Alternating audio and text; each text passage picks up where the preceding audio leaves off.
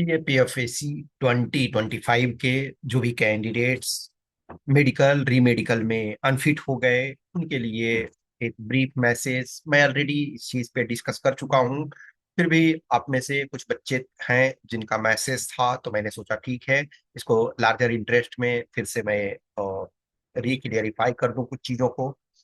देखो, कुछ बच्चे ये बोलते हैं और ये उनका शिकायत है कि यस, जो हमारे इशू हैं वो इतने प्रॉब्लमेटिक नहीं थे, फिर भी हमें जो री मेडिकल में अनफिट कर दिया गया। एक और देखो प्रॉब्लम हुआ है, ये नहीं होना चाहिए। कुछ कैंडिडेट्स के साथ ऐसा हुआ कि उन्होंने बोला कि हम आउटसाइड रिपोर्ट को एक्सेप्ट नहीं करेंगे, बट सो मेनी कैंडिडेट्स को तो उन्होंने ऑलरेडी भेजा कि भाई आप जाइए। जैसे जो भी है, फॉर एग्जांपल किसी को सफदरजंग भेजा, किसी को और कुछ एम्स में गए, तो उनको रिपोर्ट वो ले गए और उस रिपोर्ट के बेस पे फिर उनको फिट कर दिया गया। कुछ ऐसे बच्चे हैं जिन्होंने बोला ऐसा कि सर हम लोग को मौका नहीं दिया गया, इवन वो सुनने के लिए तैयार नहीं थे। तो ये चीज नहीं होना चाहिए। और पहली बात तो यूनिफॉर्मिटी होनी चाहिए कि भाई सबको आपको मौका देना चाहिए। एटलीस्ट कोई पर्सन यूपीएससी का एग्जाम क्वालिफाई करके गए हैं, आप रिटेन क्वालिफाई हुए, उसके बाद आपने फिजिकल क्वालिफाई किया, फिर आप इंटरव्यू राउंड तक गए, उस यूपीएससी बिल्डिंग से आप होकर के आए हो, तो एटलीस्ट देखो, रिजेक्शन और जो भी है हर साल होता है, ऐसा नहीं है कि फर्स्ट टाइम है, एवरी ईयर होता है, सो मेनी कैंडिडेट्स का होता है। लेकिन एटलीस्ट थोड़े से कम्युनिकेशन होने चाहिए।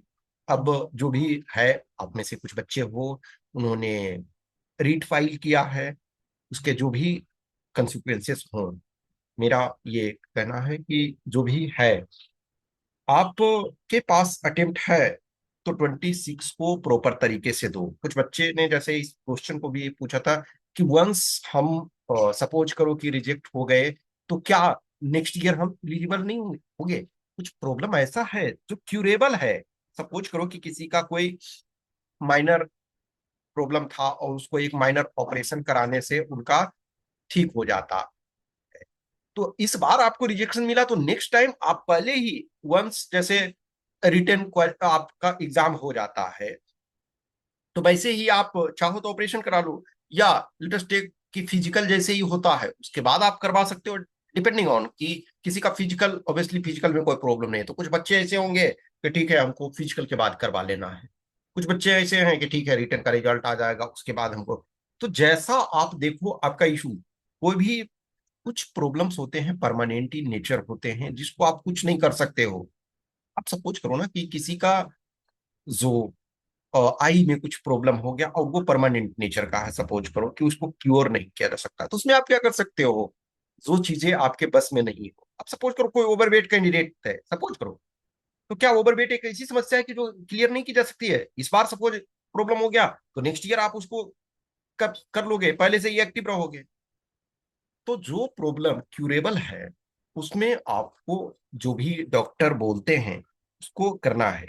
या इवन फॉर एग्जांपल इस बार कोई माइनर इशू था और कहीं ना कहीं एरर ऑफ जजमेंट भी हुआ, तो आपके पास अटेम्प्ट है तो ये करो। नेक्स्ट टाइम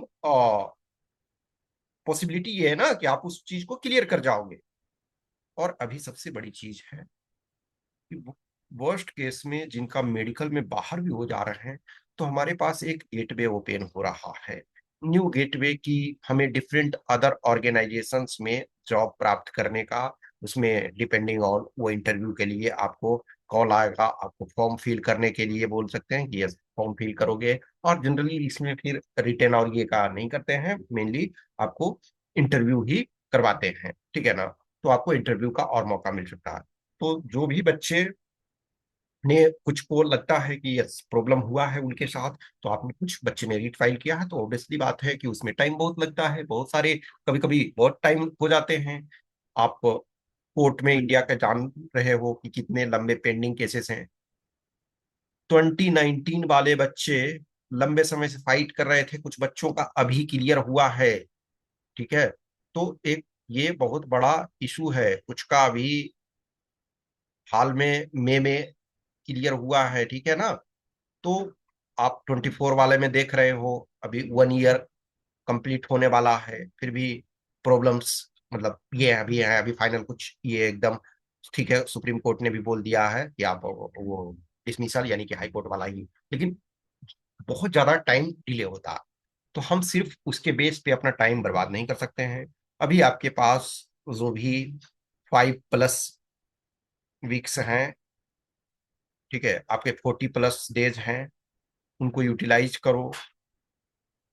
मैं समस्या आपकी समझ सकता हूँ, आपकी जो मेंटेलिटी है वो समझ सकता हूँ कि क्या प्रॉब्लम होता है कि एक बच्चा इंटरव्यू दिया, उसको होपफुल है, और उसके बाद मेडिकल में शायद कुछ उनको उनके नज़र में एरर ऑफ जजमेंट के कारण यदि वो बाहर हो जाते हैं तो बहुत दुख होता है। या कोई जेन्युइन तरीके से ही बाहर हुए कि आपको पता है, आप सेटिस्फाइड हो कि उन्होंने सही किया, हम हमारा ये प्रॉब्लम था रियल में, फिर भी आप उसको यदि क्यूरेबल है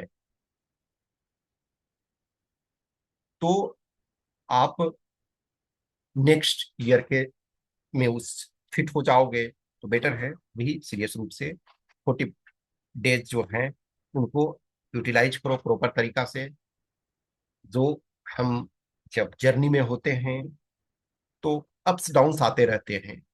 जब आप इंटरव्यू देने जा रहे थे तो आपके लिए वो अप पोजीशन था कि आप बहुत अच्छे फील कर रहे थे कि yes I am going to UPSC interview, for UPSC interview in that building which is great pride moment.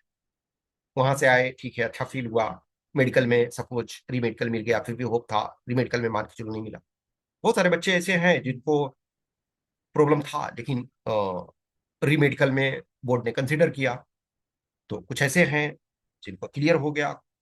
कुछ बच्चे ऐसे, दुख होता है ना कि लास्ट टाइम आप क्लियर कर गए थे, अब इस बार आप आउट हो जाते हो तो बहुत दुख होता है।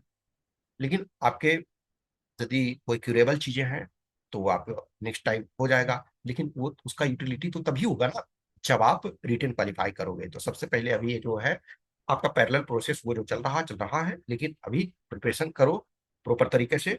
और कहीं ना कहीं वर्स्ट केस में मेडिकल में नहीं भी होता है तो आपके पास तो दूसरे ऑप्शंस मिलते हैं, कहीं बहुत अच्छी जगह आपको जॉब मिल सकता है, ठीक है ना। ऑफिसर तो एटलीस्ट आप बनोगे ना। ये यूपीएससी का जो भी आप इंटरव्यू राउंड तक पहुंचे हुए, तो कहीं भी आपको जॉब मिलेगा तो ऑफिसर का ही मिलेगा। तो जीवन जो है किसी चीज से खत्म नहीं होता है, आपको आगे देखने की जरूरत है, आपको आगे बढ़ने की जरूरत है। कुछ क्वेश्चंस क्यूरी है तो आप बता सकते हो। Okay, thank you.